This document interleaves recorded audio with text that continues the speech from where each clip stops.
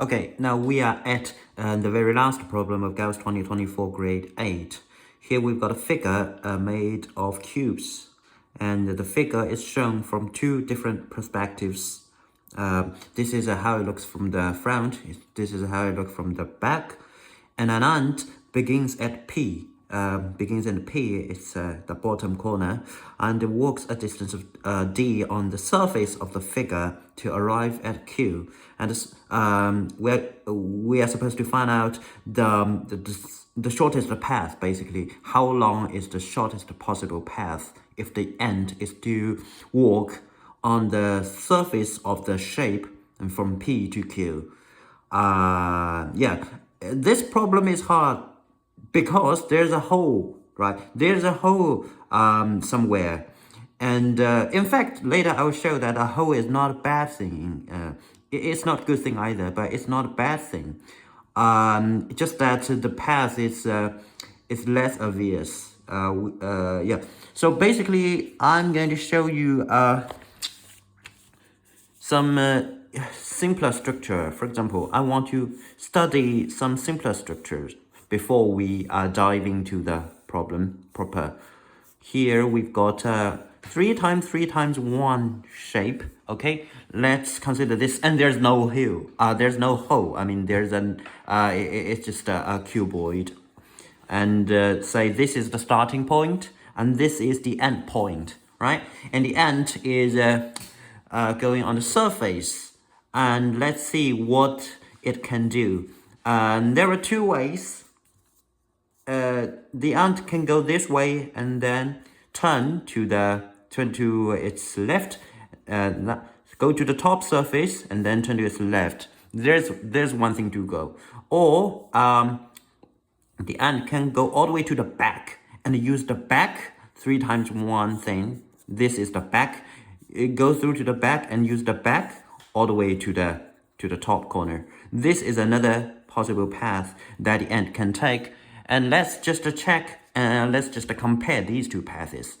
Consider the first path, okay, to this edge and then turn to left, head all the way to the end point. That looks like this. If I want to flatten the shape, this is the second part of the journey, right? This is the, let me just shade here. Okay, this is the first part of the journey. So it's a segment plus another segment, okay? And this is not the shortest path because we can just connect the starting point and the end point. And here we've got a straight segment. And this is the distance between these 2 dots. I mean, in this 3 times 4 triangle. And this is the best thing the ant can do if it is going to follow this path. And this would be, according to the Pythagorean theorem, it is 3 squared plus 4 squared, that is 5. Okay, now let's consider the other path. It is, the first part of the journey looks like this. Okay, it is on the right side of the cuboid, and this is the starting point. The ant would go to somewhere like on this edge, and then the ant turns. So this, the back side, the back surface, the back narrow surface looks like this. It's another 3 to 1. So here it is. So the ant continues from here all the way to the end point. Okay, that's the second method. And similarly, we can just connect these two points and use the Pythagorean theorem and calculate. This is a 6 squared plus 1 squared, and this is a square root 37. Okay, and this is larger than 5. Okay, this is larger because this is the square root 25. So this is better. Okay, and this is a simple comparison. And we will see one thing. This is a 3 times 4. It's a 3 times 4 thing. And this is a 1 times 6 thing. 1 times 6 thing, right? 3 plus 4 is a 7. 1 plus 6 is 7. That is to say the total shift is the same. It is always, basically, it is always 1 up. It is always 1 up. And how many towards the back? 3 towards the back and 3 towards the left. Okay, it's the total shift. So the total shift, technically it's called the Manhattan distance, but we're not going to mention that term. It's just the total shift. Top, up, left, right, up, down, and the front, back. And you add them up, the value is a fixed value, which is a 7. That is why 3 plus 4 is a 7, 1 plus 6 is also 7. The total shift never changes. And you will notice that the closer the shape is to a square, the shorter the shorter the path is. Yes, in fact, we can prove that. Okay, here, some inequality things. Let's say we've got a shape like this. This is x and y. As we said, x plus y is a constant value. It is the total shift, which you can calculate according to the specific 3D shape you're given. So x plus 1 is a constant value, and that is to say x, maybe x is longer, x is half the value plus some minor distance, and y would be half the value minus the same minor distance. Okay, that is to say x plus y is a c, and x might be the larger one and y might be the a smaller one. And then let's calculate using the Pythagorean theorem. That is to say the distance, I use a big D, and for distance is a square root x squared plus y squared, and that would be 1 over 2c plus d squared, and then plus 1 over 2c minus d squared. And if you keep doing this, you will notice that in the middle here, there is a CD, and there's a minus CD. They cancel each other off. So we are left with 1 over 4c squared and 2d squared. That is to say 1 over 2c squared plus d squared. That is everything we've got. And the first part under the roof is a fixed value. It is 1 over 2c squared. This one, basically you can do nothing to it. But let's move on to the second part. It is simply d squared. And the smaller d is, the little d, the smaller the lowercase little d is, the smaller the total distance the big D is. And what is the smallest possible value of a little d? Of course, that is 0. That is, the closer d is to 0, the shorter the path is. And the closer d is to 0, the closer x is to y, right? If d is a very little number, then x and y has very little difference between them. That is to say, the shape is very, very close to square. Yes, that's what we're talking about. Thus, we have proved that the closer the shape is to the square, of course, the total shift is fixed. And under that, in that circumstance, the closer the shape is to a square, the better it is, the shorter the path is. Okay, so we're going to try to make some squares, something that is close to squares. We do not like those long, thin stuff. Okay, we like fat, squat, short stuff. Okay, yes, this is the first thing I want to mention. And let's talk about another thing, that is the hole. The hole is not a good thing. It doesn't look like a good thing, but in fact, it is not bad either. Okay, let's continue with this simple structure. I'm going to draw a new thing because now we've got a hole. And yeah, let's see. Okay, over here. Let's draw it again. Oh, okay.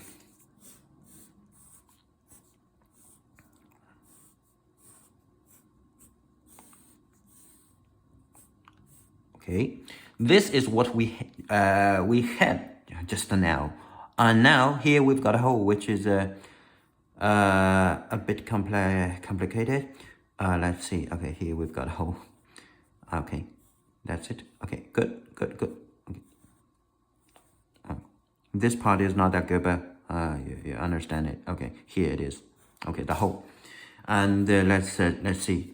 Here in the middle, we've got a hole. The hole is a top-down hole. By top-down hole, I mean it connects the top surface and the bottom surface. If you are on the top surface, you can just go across the hole. You have to go on the walls. You have to be on the walls, right? You cannot just jump off. You have to climb the walls and climb down to, and then you can reach the bottom surface. That is to say, the hole is a top-down hole. And in this problem, actually, it's a front-back hole. Okay, it's a hole of a different direction. Okay, that's one thing we have to be clear with. Okay, and now let's see if the hole is a good thing or a bad thing. This is the starting point and this is the end point. And just now we suggested this is the shortest path.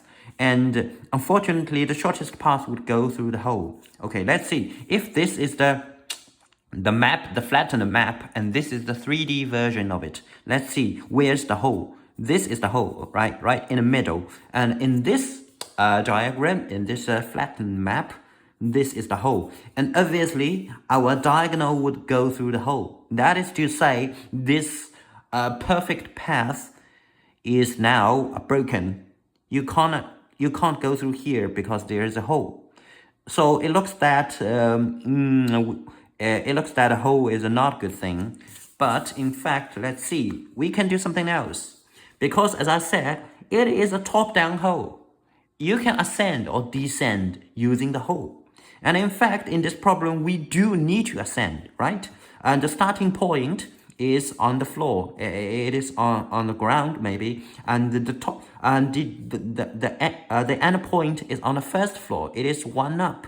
That is to say, we do need to ascend somewhere. And just now, we did this. We ascend a little bit first and then move over.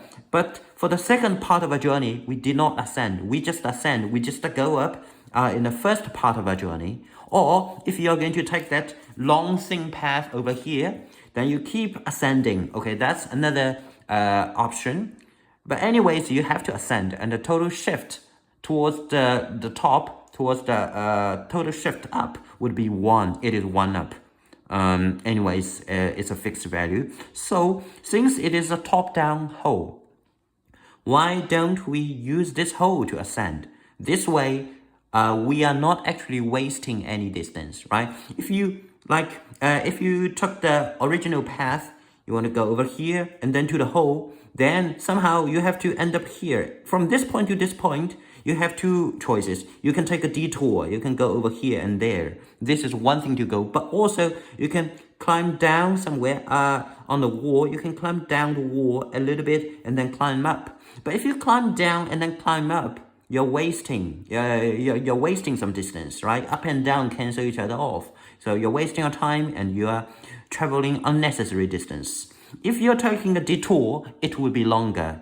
It would definitely be longer than this. Okay, so let's see if we can use these two walls. We can use this hole to go up. We would make such arrangement that the ascending part is within the hole. In that case, maybe we can keep the shortest path. We can still keep that shortest distance.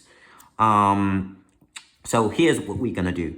First of all, we are going to maybe use the bottom surface of this cuboid. We're going to go somewhere near the hole. Now we are at the bottom edge of the hole, and then we're gonna use the two walls. Okay, I'm gonna shade these two walls to make them. I'm gonna kind of highlight them. Okay, now we're going to use these two shaded walls. I can go over here. First of all, go to the foot of the wall and then climb up and to here. This is the edge, up down edge, and then go up. Keep going up. Now we are doing ascending, and actually we are heading all the way towards our right top and the back. We are not wasting any distance. And then from here to here, we can, that is the end point. We just connect these two. Okay, so this path looks good. It seems that we're not wasting anything. And let's now show the flattened map. The first part is a 2x1 thing. Okay, this is the starting point.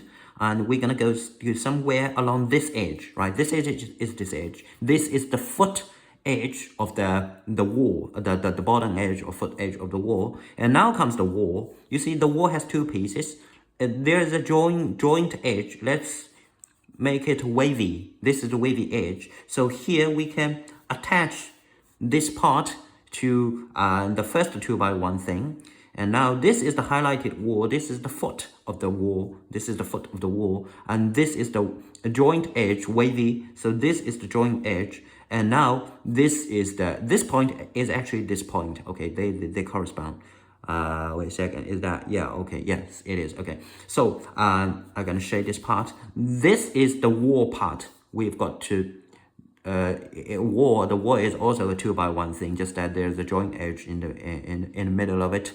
And now we are at this side, and this side is actually this side, okay. This is the top edge of the wall, okay, and I'm going to highlight this part. And finally, it's a 2x1 thing. Okay, that is it. So if we complete the whole picture, we see that actually it is none other than a 3x4 stuff.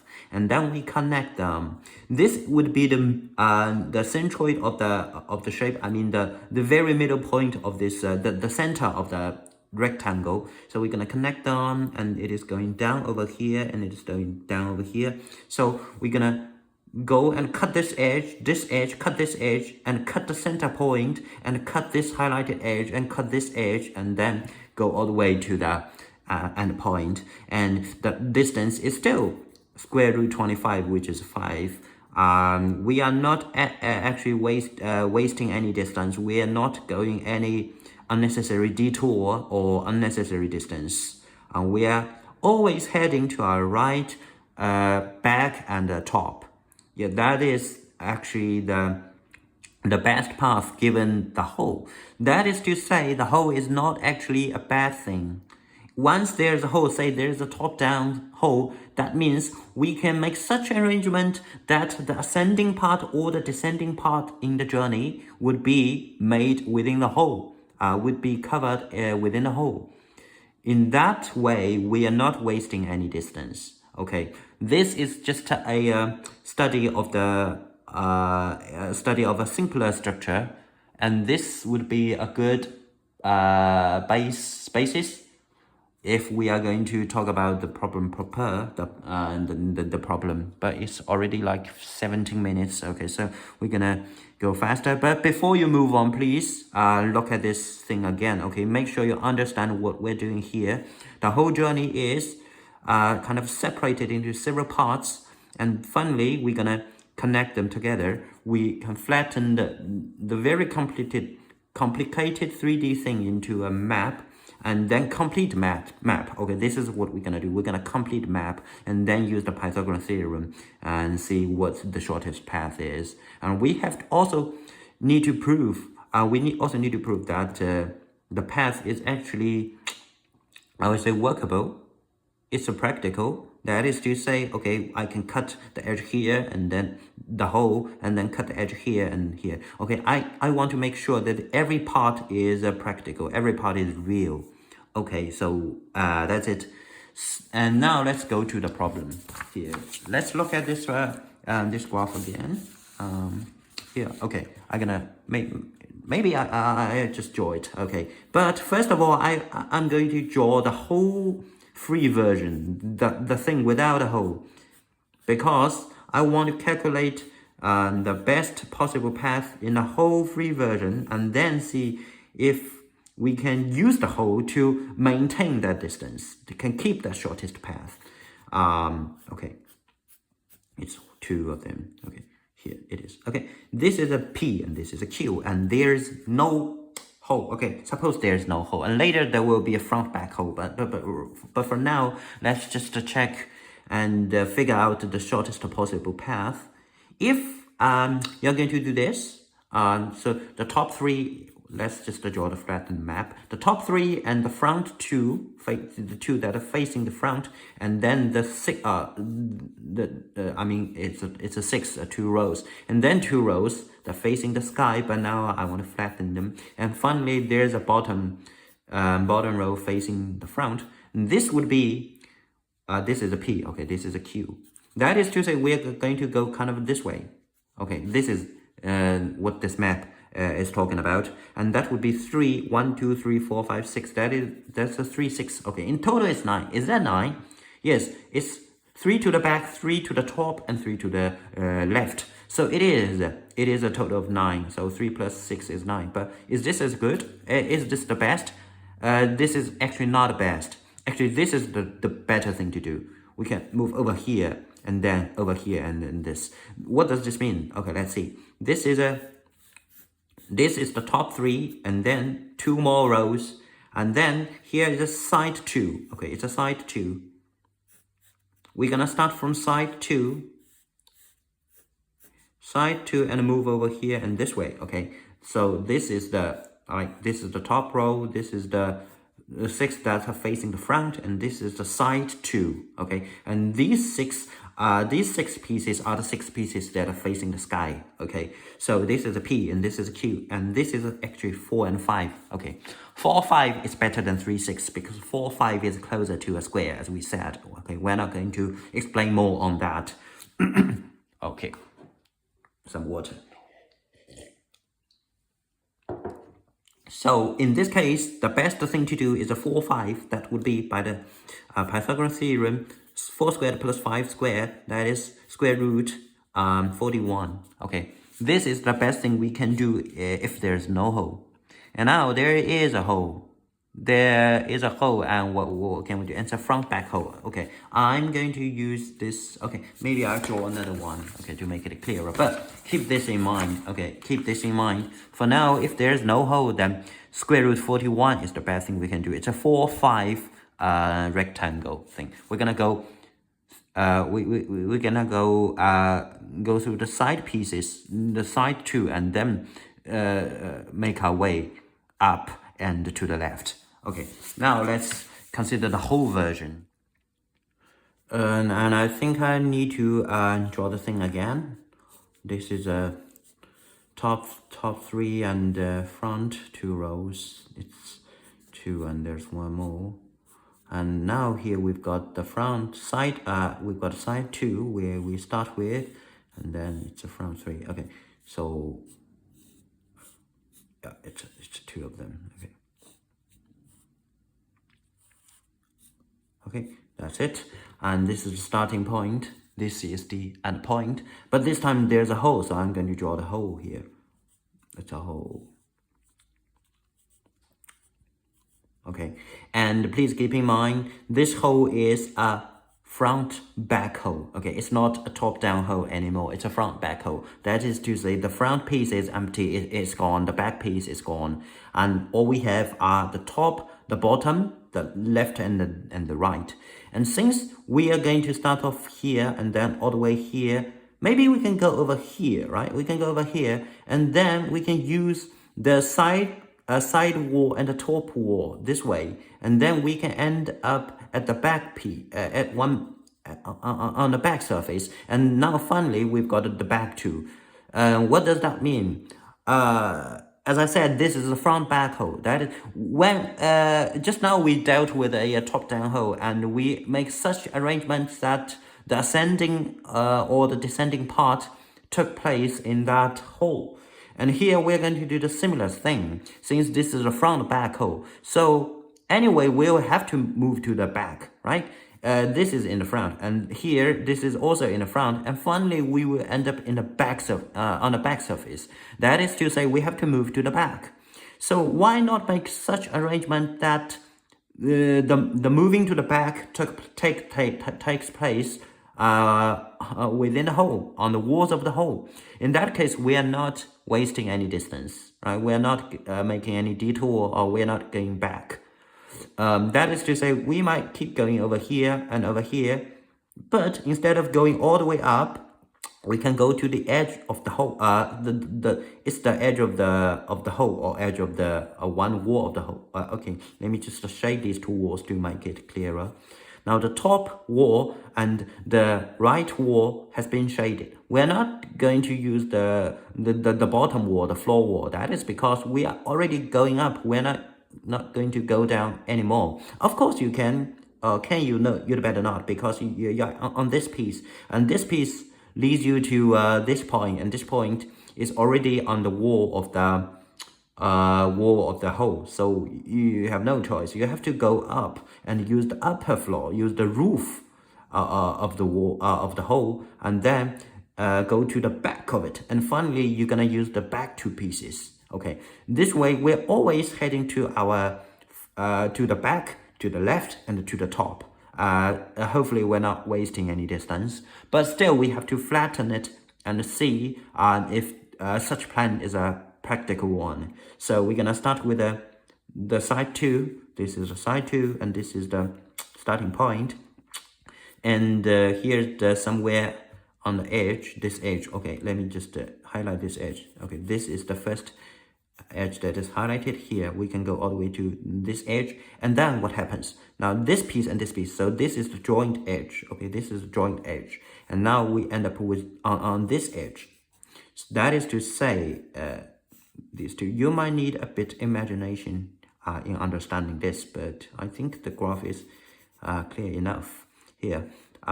This is highlighted and this is highlighted. Okay, so these two are highlighted and this is joint edge. You go from here, you cross the joint edge and end up on this edge. And now this edge is have a look. This edge is already the foot or the edge of that wall. This is the wall, and this is the other wall. This is the top wall, the roof. Okay, this is the wall, and where's the joint of the roof and the wall? This is the joint. Okay, so that's like this. Further, we can flatten it, and here it is. Okay, this is the joint edge, and this is a shaded. Okay, make sure you understand this. This part is very important, and you need some imagination to understand this. But yeah, so this one is flattened over. Okay, I cannot show you by just moving my hands, but just look at them and use your imagination in your mind. Imagine that the thing is flattened, it's flipped down, and this is the edge that you're gonna flip along. You see, right? This edge is this edge, it is next to this, and this is the top edge. Okay, these two walls of the hole is actually turning to the front. Okay, you can imagine this way, but yeah, anyways, and finally you're gonna end up on this edge, right? And this edge is this edge, it is the edge here, and finally you're gonna use these last two pieces. This is kind of easy to understand, and so that is it. And this is actually, let's complete the whole thing. Okay, this is the final point. Okay, the end point here and here, down here. Okay, so it is a 1 2 3 4. It's 4. 1 2 3 4 5. It is 5. It's a 4 times 5. Okay, so if this is a practical, we can still keep that value, the possible shortest path in a no hole version. So the hole does no bad here, although it does no good, but it does no bad either. Let's connect the diagonals. It's a 4 by 5. So this is the center of the large rectangle. We're going to go through the center, cut this edge and this wavy edge, the middle edge, wavy edge, one more edge, and finally to the starting point. So it seems that everything works. This way would work out. That is to say, the result, I mean the value we're looking for is actually 4 squared plus 5 squared. That would be square root 41. Just that we need to pick one of them. We've got 5 values here. Okay, we've got 5 values here. We just need to pick the one that is closest to 41. It's 4 point something. 4 point. Let me think. 4.6 squared. That is 4096. 2 decimal places. That's 40.96. This is very, very close to 41. So I suppose the answer is it's just a 6.40. I mean, but just to double check, 6.41 squared would be, okay, I'm gonna move over here. Okay, a little bit calculation. Just give me some time.